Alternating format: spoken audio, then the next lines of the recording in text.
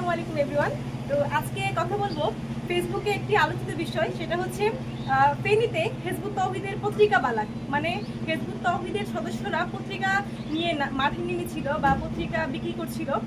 Hizb ut তৌহিদের কিছু সদস্য এটা নিয়ে ফেনীতে অনেক ধরনের বিশৃঙ্খলা সৃষ্টি হয়েছে, এমনকি অনেকে লাইভ করছে যে হিজবুত তৌহিদকে ফেনী থেকে উচ্ছেদ করার জন্য এবং হিজবুত তৌহিদের বিরুদ্ধে অ্যাকশন নেওয়ার জন্য। তো আপনার কাছে আমার প্রশ্ন যে আপনি আসলে এই বিষয়ে কি বলবেন? আসলে মানে হিজবুত তাওহীদের লক্ষ্য উদ্দেশ্য কি? তারা কেন এই পত্রিকা বিক্রি করলো, আর এই পত্রিকাকে কেন্দ্র করে কেন এরকম একটা অস্থিতিশীল পরিস্থিতি ক্রিয়েট হলো, যদি একটু বলতেন। হ্যাঁ, ছুটির দিনে বা সরকারি বন্ধের দিনগুলোতে, এমনকি এই যে ঈদের দিনগুলোতে দেখবেন যে হিজবুত তাওহীদের কর্মীরা পত্রিকা নিয়ে মাঠে থাকে। আসলে যে পত্রিকা বিক্রি করে তাদের জীবিকা নির্বাহ করবে, বিষয়টা এমন না।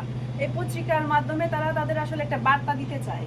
সমগ্র বিশ্বময় যে অশান্তি, অন্যায়, অবিচার, খুন, ধর্ষণ চলছে, তো হিজবুত তাওহীদ চাচ্ছে এই রকম যে অন্যায়গুলো হচ্ছে, এই অন্যায়গুলো নির্মূলের জন্য আল্লাহ একটা বিধান দিয়েছেন রাসূলের মাধ্যমে, কুরআন।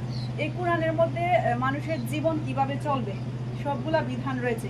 কিন্তু বর্তমানে আমরা যদি দেখি, আমাদের এই রাষ্ট্রীয় জীবন কিন্তু আল্লাহর বিধান দিয়ে চলতেছে না।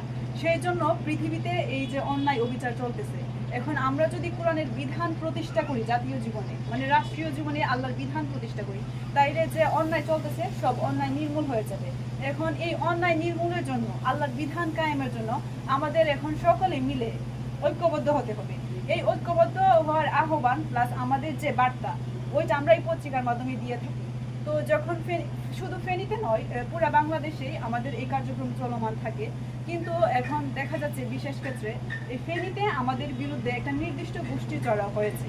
তো সেইখানে তারা চাচ্ছে যে আমাদেরকে নিষিদ্ধ করে দেওয়ার জন্য এই তারা ঐক্যবদ্ধ হচ্ছে, আমাদেরকে নিঃশেষ করে দিবে, এরকম অনেক কথাবার্তা বলতেছে। কিন্তু রাষ্ট্রীয় দিক দিয়ে যদি আমরা দেখি, সরকার কিন্তু আমাদেরকে নিষিদ্ধ ঘোষণা করে নাই। এই যখন হাসিনা সরকার ছিল, এই উনি কিন্তু আমাদের গোয়েন্দা সংস্থার মাধ্যমে আমাদেরকে অনেক তল্লাশি করে দেখেছে যে আমরা কোনো নিষিদ্ধ কার্যক্রম করি না, আমরা কিন্তু দেশ ও জাতির কল্যাণেই কাজ করতেছি। সেই ক্ষেত্রে আমরা নিষিদ্ধ না, এটা একেবারে নিশ্চিত। তাইলে কিভাবে মোল্লারা পারে যে আমাদেরকে নিষিদ্ধ করে দিবে, আমাদেরকে শেষ করে দিবে? অনেকেরই কিন্তু অনেক ধরনের মনোভাব থাকতে পারে, কিন্তু সেই জন্য কাউকে সরকারের অনুমোদন ছাড়া আমি তার উপর ছড়াও হয়ে তাকে শেষ করে দিব, হত্যা করে ফেলবো, এরকম কোনো ব্যাপার কিন্তু ইসলামেও নেই, প্লাস রাষ্ট্রীয় আইনে নেই। ইসলাম সমর্থন করে না। হ্যাঁ, সেই জন্য এখন যদি তারা আমাদেরকে নিঃশেষ করার জন্য এরকম কার্যক্রম করে, এটা যেহেতু ইসলাম সমর্থন করে না, আর তাছাড়া তারা যেহেতু নিজেদেরকে ইসলামের ধারক বাহক মনে করে, সেই ক্ষেত্রে তাদের